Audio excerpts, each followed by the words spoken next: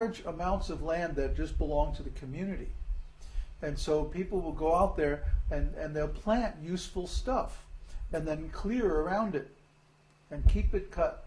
And that way the nonsense plants don't overwhelm the useful plants, and they produce a lot. So everywhere you go, there's like some little beans or some little kind of fruits or wild vegetables or these kind of weird grapefruits. You know, those big yellow grapefruits with the thick, they have a really thick skin, and they stay good. They fall on the ground and they stay good for like weeks. It's amazing things. All kinds of plants growing everywhere, and we're just so fortunate to be here because to the untrained eye it might look like a jungle, but actually it's been deliberately planted. Oh, there's right in our front yard here, there's like 3 or 4 banana trees, an avocado tree, what else? Papaya, and in the back here there's there's a lemon tree, there's 2 or 3 papayas growing up and like that, and people plant them, you know, and it's like okay to just go and take them when they're ripe. I mean, nobody's going to get upset or anything, because it's not anybody's in particular's land.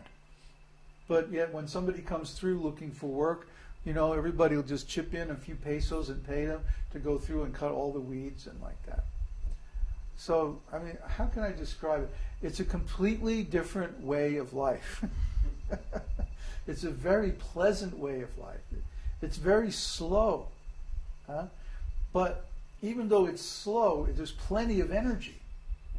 And so you find yourself doing a lot, but the stuff that you want to do. I mean, the house here is so cheap. The house is $50 a month.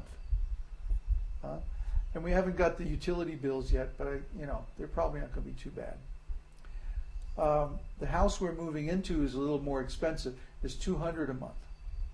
But it's got a huge piece of land, and it's got outbuildings, it's got all kinds of stuff already planted, and we'll be able to have our campsite there, and I mean, it's just got a lot of advantages, which is basically what we're paying for everything now that we have. So if we pay the same amount, but we get it all in one package.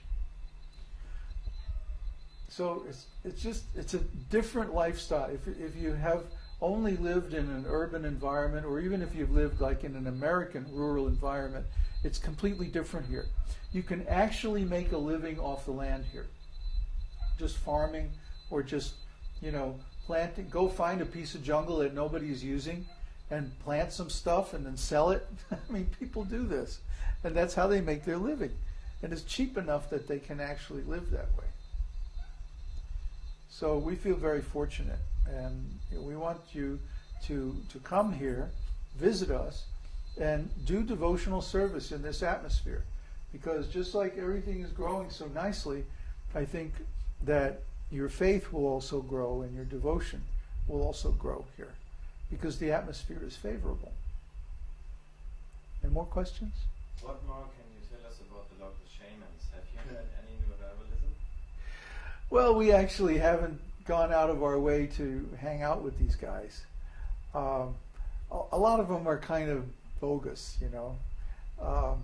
we see that they give like a performance at the festival in Catemaco, and it's really showy, a lot of half-naked guys with carrying torches and doing all this stuff with herbs. They light these flaming herbs and swish it around your body, and then you get zapped or something. I don't know. But oh yeah, right, Santa Muerte. They worship the Grim Reaper. Some of these guys, they literally have little deities, they call him Santo Muerte, Saint Death, and he's got the axe and the whole thing, and the skull head and everything. They're just playing around. I mean, we don't really take them seriously, because of course they can't do anything to us. But there, there's some rascal yogi places around, and there's like this one place that has like, secret tantra meetings, and they're just playing around. It's really a tourist place, and people come down to. They think, oh, now we're going to experience real Mexican culture, huh? And they're Mexicans themselves, but they're coming from the big city, and they've lived all this kind of plastic existence, and then they're coming here to experience real Mexican culture. So they get this whole song and dance, I mean literally, song and dance, about the, los brujos, the wizards and the warriors, and they cast a spell on you, and da-da-da-da. And some of the places have like saunas and mud baths and stuff like that. And, they think this is really, really cool. Well, I suppose it's better than living in the city. But it's really mostly a tourist thing. I haven't really heard of anybody who is like seriously into all this herbal stuff or making spells or any of that. It just seems really commercialized. Like it's just another business, selling herbs or selling spells. But when you go to these herb shops, they all have a little altar in the back, for doing ceremonies, woo-woo stuff, But like I said, they're certainly not a threat to us, or, they don't really care about us. To them, we're just like, some weird tourists who wear white. They don't really, we don't show up on their radar at all, I don't think. Because we're not interested in buying their stuff, so. Any other questions? When is Uddhava coming? I wish I knew. He's trying to get unentangled from all his business commitments.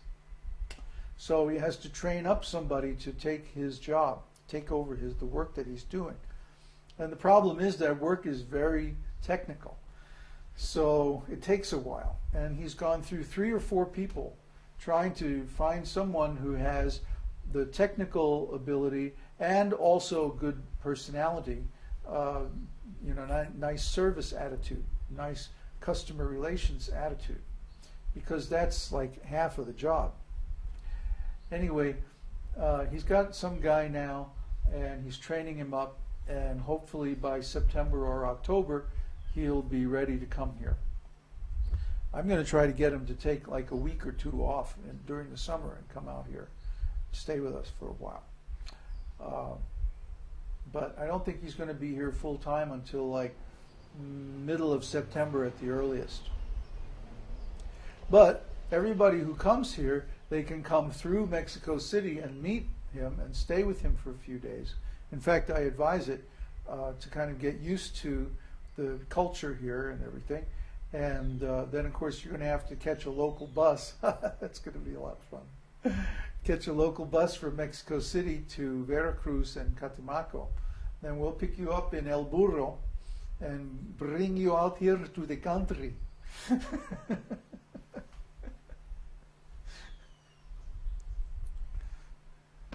How are we doing on time? What's the time? 40. Oh, we got time. More questions?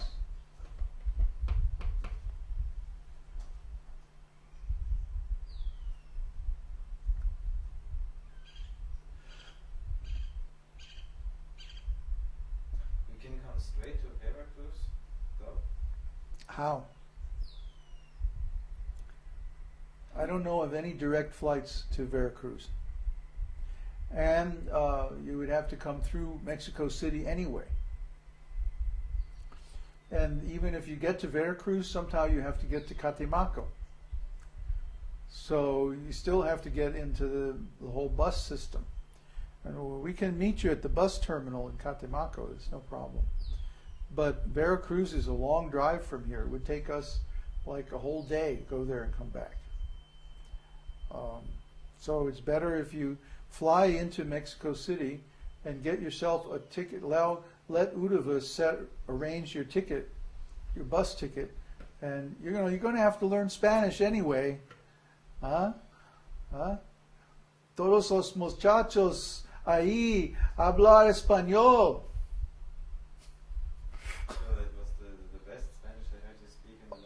Oh, thank you.